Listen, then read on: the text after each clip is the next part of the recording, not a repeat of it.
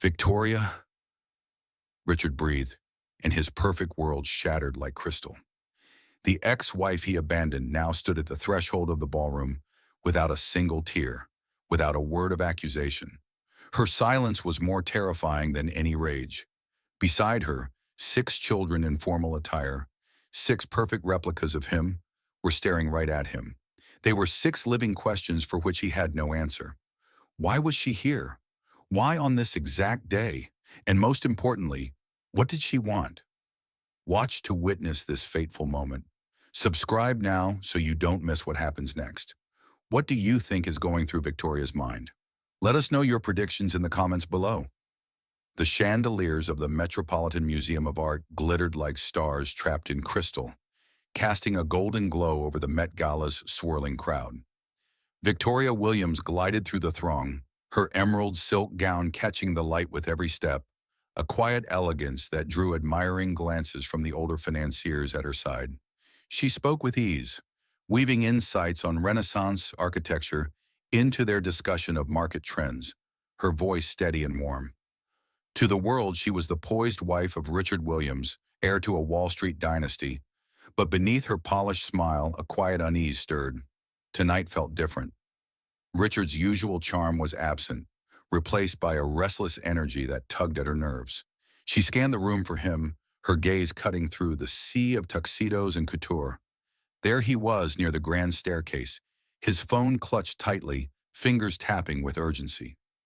Victoria's heart sank. He hadn't looked at her like that in months, maybe years. She excused herself from the group, her heels clicking softly on the marble floor, and made her way toward him. The air was thick with perfume and ambition, the kind of night where deals were struck and secrets whispered. "Richard," she called softly, approaching. He glanced up, startled, and slipped the phone into his pocket with a practiced smile. "Enjoying yourself?" he asked, his tone light but distant, his eyes darting past her. Before she could answer, a ripple of murmurs swept through the crowd. Heads turned toward the entrance, where Stella Monroe made her arrival. The supermodel's gown, a cascade of shimmering metallic fabric, clung to her like a second skin, commanding every eye in the room. Victoria's breath caught, not at Stella's beauty, but at the way Richard's gaze lingered, a flicker of something unfamiliar in his expression. Stella moved with the confidence of someone who knew the world was watching, her laughter cutting through the hum of conversation as she greeted a cluster of influencers. Victoria watched as Richard excused himself from her side, weaving through the crowd toward the bar where Stella now stood. Their exchange was brief, a shared laugh, a touch on the arm that lingered a moment too long. Victoria's stomach twisted. She told herself it was nothing, just the casual flirtations of the elite, but the knot in her chest tightened. She rejoined her group, forcing a smile as she nodded at their praise for her latest charity project. But her mind was elsewhere, replaying the image of Richard's hand brushing Stella's. A voice broke through her thoughts. Mrs. Langley, a sharp-tongued philanthropist with a penchant for gossip. "Careful, dear," she murmured, sipping her champagne. "That Monroe girl has her claws out, and your husband's not exactly dodging." Victoria's smile faltered, but she managed a light laugh, brushing it off. Inside, though, the words landed like a stone. As the night wore on, the gala's glamour felt suffocating. Victoria found herself alone on a balcony overlooking the city, the cool air a relief against the heat of her thoughts. She ran a hand through her hair, the soft waves falling over her shoulders, and tried to steady her breathing. 8 years of marriage, 2 years of dating before that. Had it all been a facade? She thought of their early days, when Richard's ambition had felt like a shared dream, when his laughter had warmed her heart. Now that warmth was a distant memory, replaced by a growing chill. She returned to the ballroom just as the orchestra struck up a new song. Richard was back at the bar, now alone, but his phone was out again, his thumbs moving quickly. Victoria approached, her voice calm but firm. "Who are you texting?" she asked, keeping her tone playful to mask the edge in her heart. He looked up, his smile too quick, too polished. "Just business, darling," he said, slipping the phone away. "You know how it is. Deals don't sleep." But his eyes didn't meet hers, and the lie hung between them like a shadow. The gala wound down, guests spilling out into the night. Victoria stood by the coat check, waiting for Richard, her mind racing. She caught a glimpse of him across the room, his head bent over his phone again, a faint smile playing on his lips. It wasn't the smile he used for her, not anymore. As they stepped into their waiting car, the city lights blurring past, Victoria made a silent vow. She would uncover the truth, no matter how much it hurt. The gilded cage of her marriage was cracking, and she wasn't sure what lay beyond. But she was ready to find out. The scent of old books and polished oak filled the library at the Williams Hamptons estate, a sanctuary where Victoria could breathe freely, away from the glittering chaos of Manhattan. She sat across from Arthur Williams, his suit jacket draped over a chair, a rare informality that made her smile. Spread before them were blueprints for a preservation trust, a project to restore historic brownstones in Harlem. Victoria traced a finger over the designs, her voice animated as she spoke of cornices and keystones, her passion for architecture igniting the air. Arthur leaned forward, his eyes warm with approval. "You're the only one who gets it, Victoria," he said, his voice low and resonant. "Family isn't just blood, it's what we build for the future." Arthur's words lingered as he poured 2 glasses of bourbon, the amber liquid catching the firelight. He spoke of legacy, of values Richard failed to grasp, his tone sharp when he mentioned empty influencers like Stella Monroe, who chased fame over substance.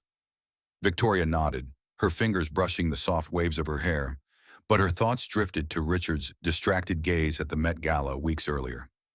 Arthur's disapproval of Stella felt like a warning, one she wasn't ready to fully heed. She wanted to believe in her husband, in the life they'd built, but doubt gnawed at her. The scene faded, replaced by the cold reality of a Long Island cemetery. Victoria stood under a gray sky, rain misting her coat, as Arthur's mahogany casket was lowered into the earth. The crowd was a blur of black umbrellas and murmured condolences. But her grief was sharp, personal. Arthur had been more than a father-in-law.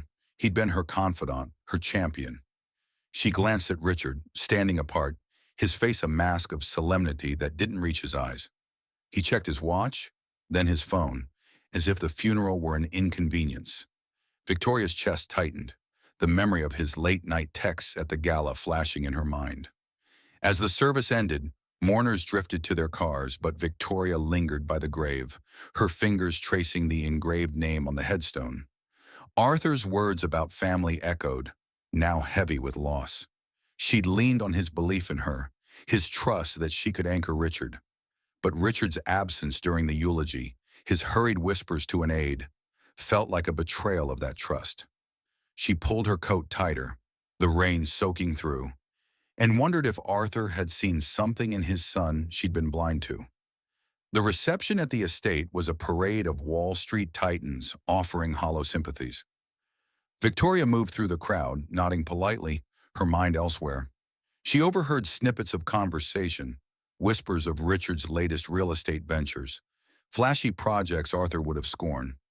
Then as she passed the study, she caught Richard's voice through the cracked door.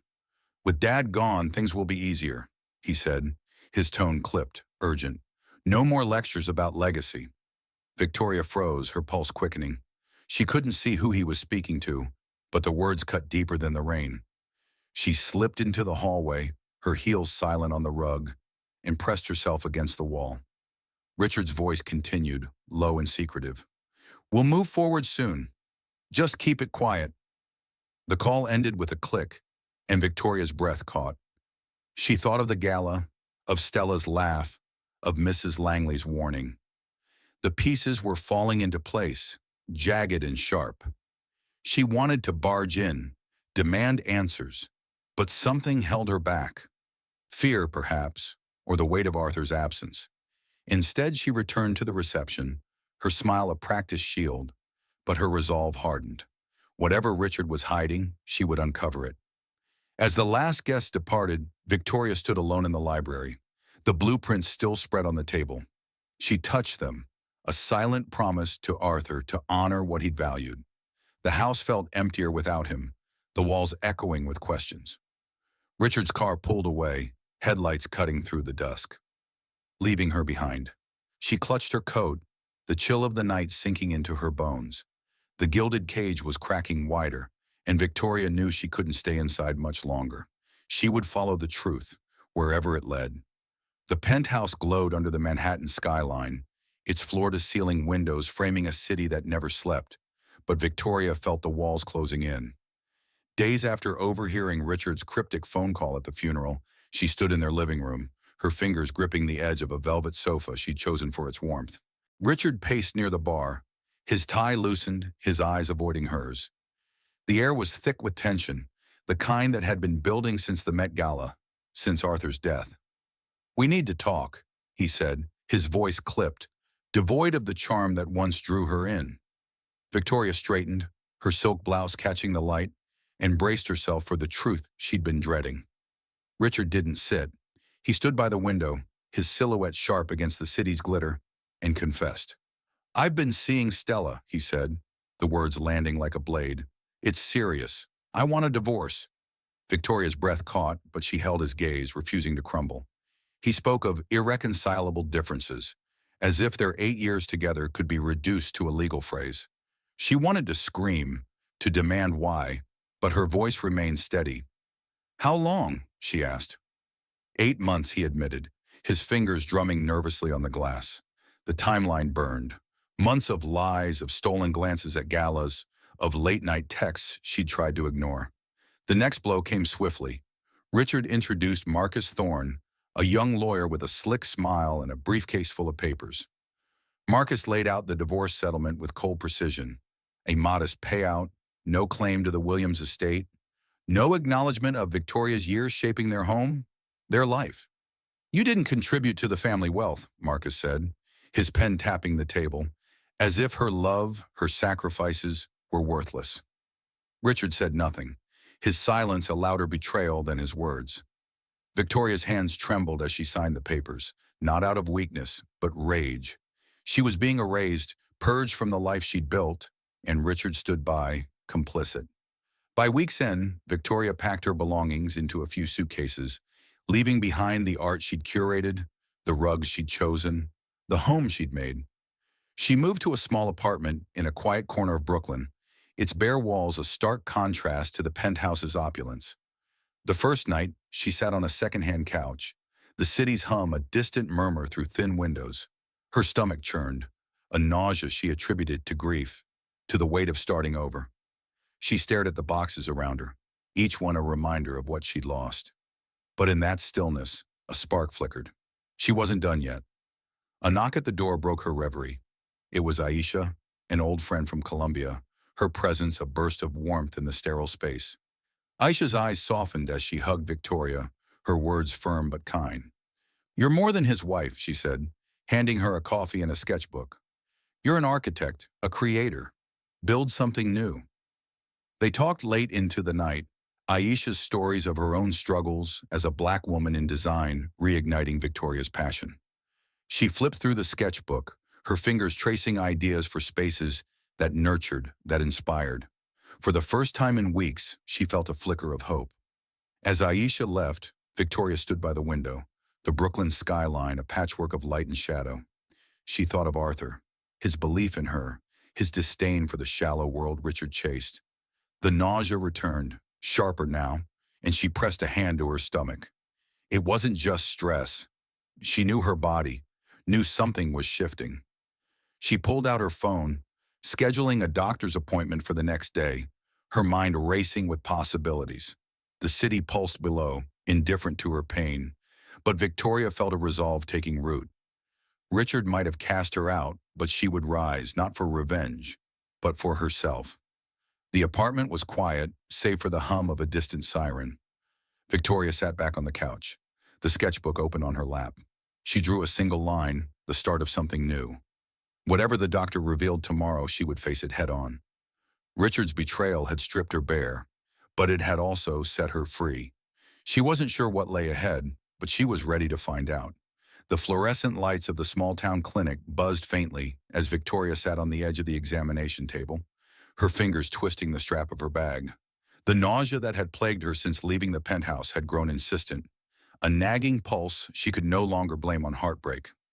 The doctor, a kind-eyed woman with a clipboard, entered with a smile that faltered slightly. "Victoria," she began, her voice gentle, "you're pregnant with sextuplets." The words hit like a tidal wave, stealing Victoria's breath. 6 babies.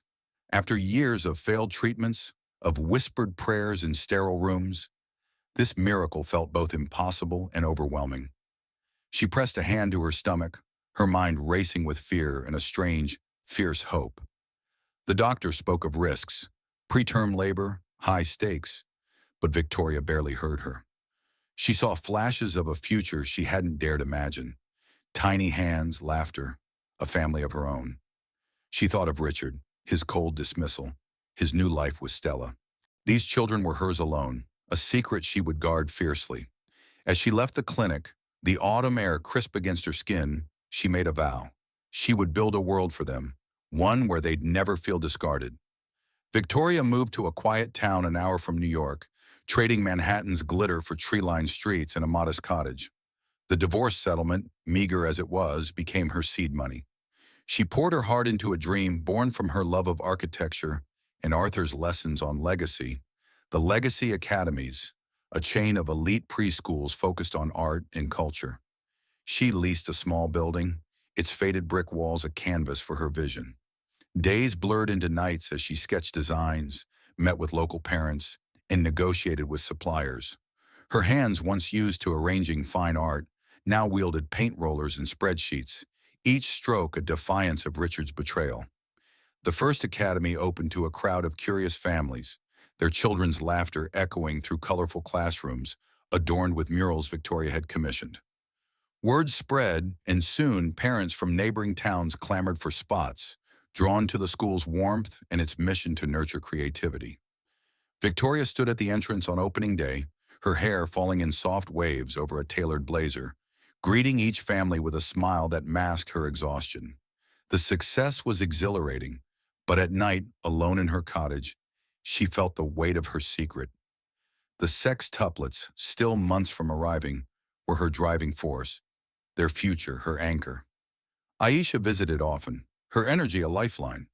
Over coffee in the cottage's tiny kitchen, she pushed Victoria to dream bigger. "You're building something real," Aisha said, her eyes bright. "Not like those glass towers Richard obsesses over." Victoria nodded, flipping through her sketchbook, now filled with plans for a second academy. She thought of Arthur, his belief in creating something lasting. The schools were her answer to his legacy, a way to honor him without the Williams name. But the thought of Richard stirred a quiet fear. If he knew about the babies, would he try to claim them? Or worse, reject them?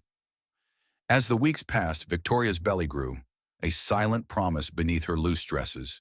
She worked tirelessly, balancing doctor's visits with business meetings, her resolve hardening with each ultrasound. The babies were healthy, a miracle against the odds, and she clung to that hope. One evening, as she locked up the academy, her phone buzzed with an email from Elias Vance, Arthur's trusted lawyer. The subject line was stark. Urgent, regarding Arthur's estate. Her pulse quickened. She hadn't spoken to Elias since the funeral, since Richard's whispered call about things being easier. What could he want now? Victoria sat in her car, the email glowing on her screen. Elias requested a meeting in Manhattan, hinting at a discovery that could change everything. She touched her stomach, feeling the faint flutter of life within. Whatever Elias had found, it was tied to Arthur, to the legacy she was building for her children. She wouldn't let Richard's shadow dim their light. As she drove home under a starlit sky, the weight of her new life settled around her. Daunting, but hers to shape. Tomorrow she would face the next chapter, whatever it held. The Manhattan skyline loomed through the tinted windows of Elias Vance's law office, a fortress of glass and steel that felt worlds away from Victoria's quiet cottage. She sat across from Elias, her hands folded over the sketchbook she'd brought for comfort, its pages filled with dreams for her academies. Elias's email had pulled her back to the city, the cryptic promise of something important about Arthur's estate stirring a mix of curiosity and dread. The lawyer's office, with its leather-bound books and polished mahogany desk, carried the weight of old money and older secrets. Elias leaned forward, his glasses glinting under the soft light, his voice low and measured. "Victoria," he began, "I found something troubling about Richard's handling of the Williams estate." Elias spread a stack of financial reports across the desk, their numbers a maze of transactions Victoria struggled to follow. He pointed to highlighted lines: properties sold, accounts drained, funds funneled into projects Arthur would have despised. "Richard and that Monroe woman are bleeding the estate dry," Elias said, his tone sharp with disdain. "Luxury condos, private jets, parties in Dubai. It's reckless." Victoria's stomach tightened. She thought of Richard's whispered call at the funeral, his claim that things would be easier without Arthur. The pieces were aligning, and the picture was grim. The conversation shifted to Marcus Thorne, the slick lawyer who'd orchestrated her divorce. Elias's eyes narrowed as he described irregularities in the estate's paperwork, documents Marcus had overseen. "I suspect he's hiding something," Elias said, tapping a folder marked with Arthur's seal. "A codicil to the will, perhaps, or something Richard doesn't want us to see." Victoria's pulse quickened. She remembered Marcus's smug smile, the way he dismissed her contributions during the divorce. If he was manipulating Arthur's legacy, it wasn't just about money. It was a betrayal of everything Arthur stood for. She leaned forward, her voice steady. "What do we do next?" Elias urged caution, his fingers adjusting his glasses as he outlined his plan to dig deeper. "This stays between us," he warned. "If Richard gets wind of this, he'll cover his tracks. And with those children you're carrying, you need to stay safe." Victoria's hand instinctively touched her stomach, the faint swell hidden beneath her loose blazer. She hadn't told Elias about the sextuplets, but his concern felt like a lifeline. She nodded, promising to keep silent, but her mind raced. The academies were thriving, her babies were growing, and now this, a shadow looming over the empire Arthur had built. She felt a surge of protectiveness, not just for her children, but for the values Arthur had entrusted to her. As she left the office, the city's hum felt oppressive, its towering buildings a reminder of the world Richard still ruled. Victoria stood on the sidewalk, her hair catching the breeze, and opened her sketchbook to a blank page. She wasn't just fighting for herself anymore. The academies, the babies, Arthur's trust, they were her purpose now. She hailed a cab, her resolve hardening with each passing block. But as she settled into the back seat, her phone buzzed with a new email from Elias. Attached was a scanned document, its title obscured but marked confidential. His message was brief. "Read this carefully. We'll need to act soon." Her heart pounded as she opened the file, the screen's glow illuminating a truth she wasn't yet ready to face. The dim glow of Victoria's laptop illuminated her cottage's living room, casting shadows across the sketches of her academies scattered on the table. Elias's email from the previous day burned in her mind, its attached document now open on her screen. She leaned closer, her fingers brushing the soft waves of her hair as she read the codicil to Arthur's will. The words were stark. 70% of the Williams estate, billions in assets, was locked in a trust for heirs of his blood. Richard could only access it by publicly acknowledging his children before a critical deadline, his upcoming wedding to Stella. Failure meant the fortune would pass to a global charity. Victoria's breath hitched. Her unborn sextuplets, a secret she'd guarded fiercely, were the key to everything. She closed the laptop, her hand resting on her growing belly, the faint kicks beneath her sweater grounding her. The codicil wasn't just about money. It was Arthur's final act to force Richard to face his responsibilities. Victoria paced the small room, the hardwood creaking under her steps. She thought of the babies, their future, and the empire she was building with the Legacy Academies. Exposing them to Richard risked his rejection, or worse, his claim over them. But keeping silent meant letting him squander Arthur's legacy with Stella. The choice was excruciating, but the ticking clock of the wedding loomed. Victoria called Aisha, her voice steady despite the storm inside. Over the phone, they dissected the codicil's implications in the quiet of the night. Aisha's tone was firm. "Let Richard dig his own grave," she said. "Those babies are yours, and you're already giving them a legacy." But Victoria wasn't so sure. Arthur's trust in her, his disdain for Richard's reckless ambition, weighed heavily. She wasn't fighting for herself anymore. She was fighting for her children, for the values Arthur had instilled. Isha softened, suggesting a plan. Confront Richard at the wedding, not with anger, but with the truth. Victoria nodded to herself, the idea taking root. The next morning, Victoria met Elias at her first academy, the air filled with children's laughter and the scent of fresh paint. Elias, his suit as crisp as ever, handed her a sealed envelope with copies of the codicil. "We need to be strategic," he said, his glasses glinting as he adjusted them. "The wedding is public, high profile. If Richard denies the children there, he's finished." Victoria clutched the envelope, her resolve hardening. She imagined the moment, standing before Richard, Stella, and Manhattan's elite, her children by her side. It wasn't revenge she wanted. It was justice. For Arthur, for her babies. Back at the cottage, Victoria sat with her sketchbook, but instead of drawing buildings, she jotted down a plan. She'd need a limousine, a statement bold enough to match the stakes. She'd need dresses for the girls, something to make them shine as the living proof of Arthur's legacy. Her fingers trembled as she dialed a rental agency, her voice calm as she arranged for a sleek black limo. The wedding was weeks away, but every detail mattered. She wasn't just preparing for a confrontation. She was preparing to rewrite her story. As dusk settled, Victoria stood by the cottage window, the horizon a soft blur of orange and purple. She thought of Richard's betrayal, of Stella's smug confidence, of Marcus's slick maneuvering. The codicil was a ticking bomb, and she held the fuse. Aisha's words echoed, "Let him dig his own grave." But Victoria knew it wouldn't be that simple.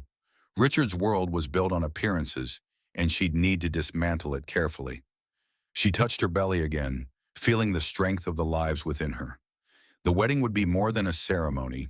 It would be a reckoning, and she was ready to face it. The morning sun filtered through the cottage windows, painting golden streaks across the hardwood floor where Victoria knelt, surrounded by 6 giggling girls. The invitation to Richard and Stella's wedding lay on the table, its gold-embossed script a taunt that had arrived like a gauntlet thrown at her feet.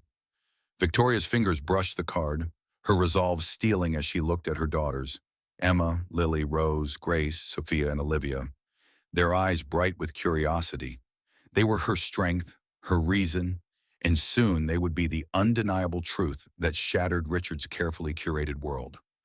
She pushed the invitation aside, her heart set on the plan she'd begun to craft after Elias's revelation about the will.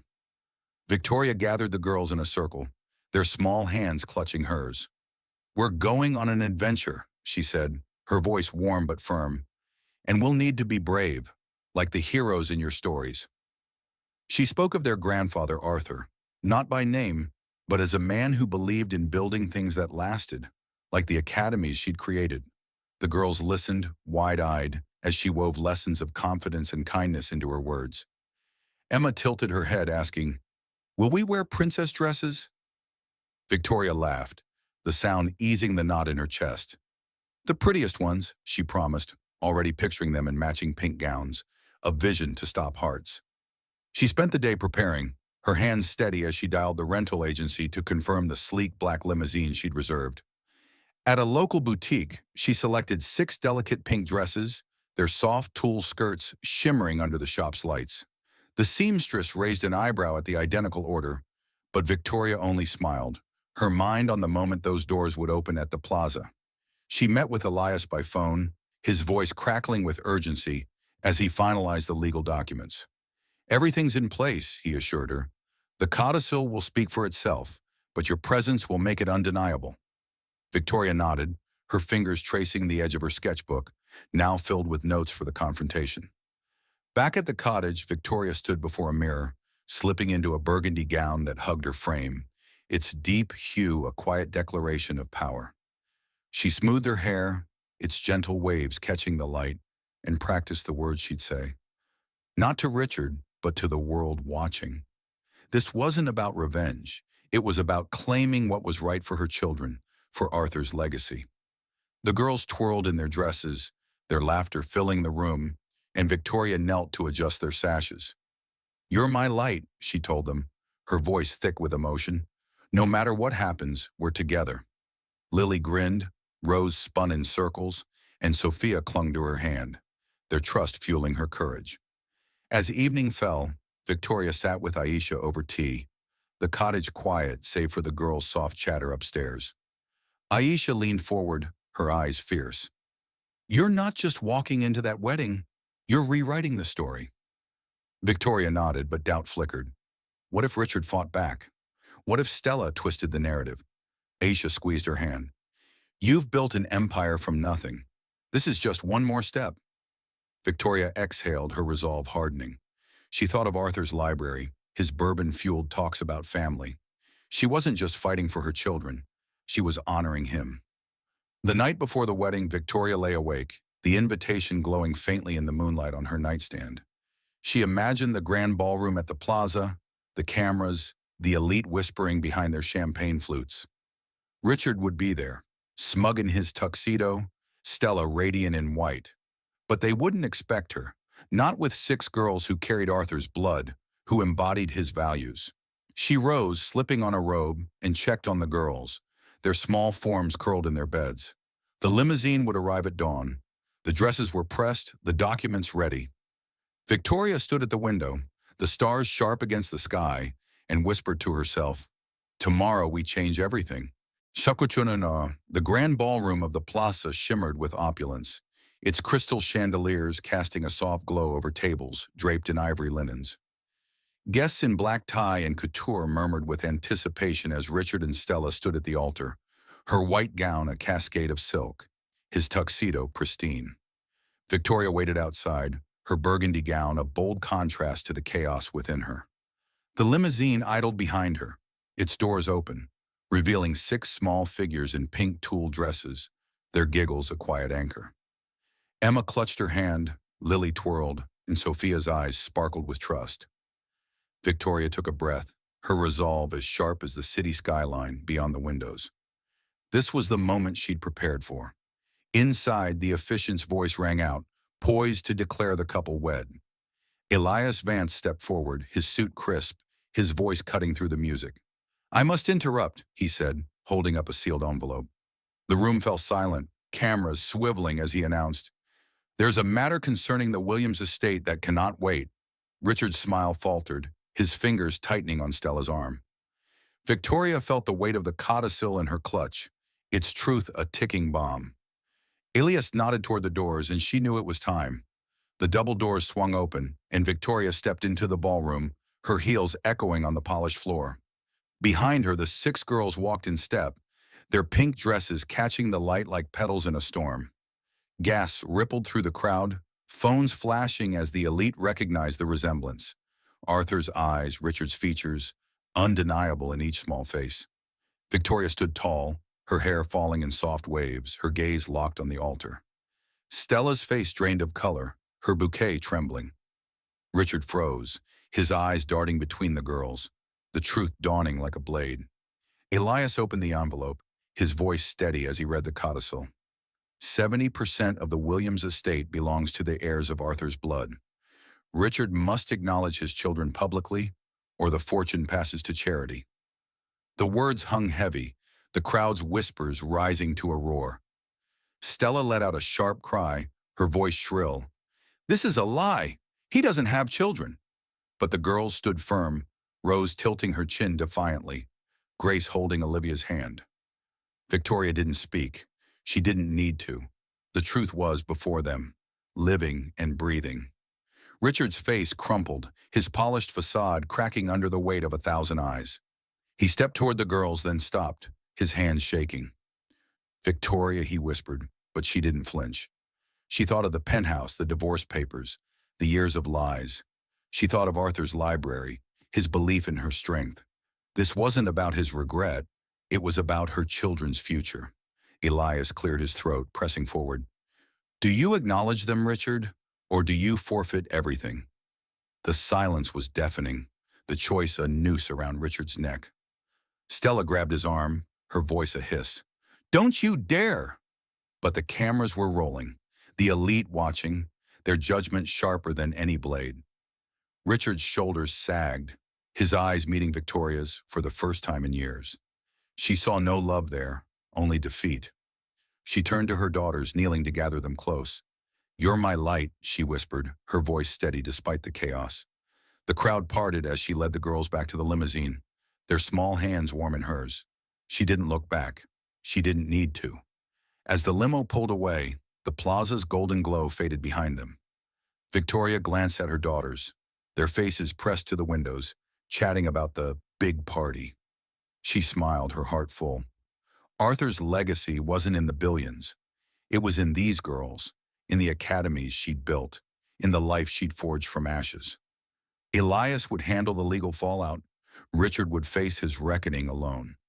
Victoria leaned back, the city lights blurring past, and whispered to the girls, "Your grandfather would be so proud." The road ahead was hers to shape, and she was ready. And so, Victoria's journey, from betrayal to triumph, ends with a new beginning, her daughter's laughter lighting the way. Her story reminds us that strength blooms in the face of loss, and family is what we build with love. What did you feel as Victoria stepped into that ballroom, her girls by her side? Share your thoughts. What moved you? What inspired you? Thank you for joining us in this tale of courage and justice. Until we meet again, keep chasing your own legacy and let the stories that shape us keep shining.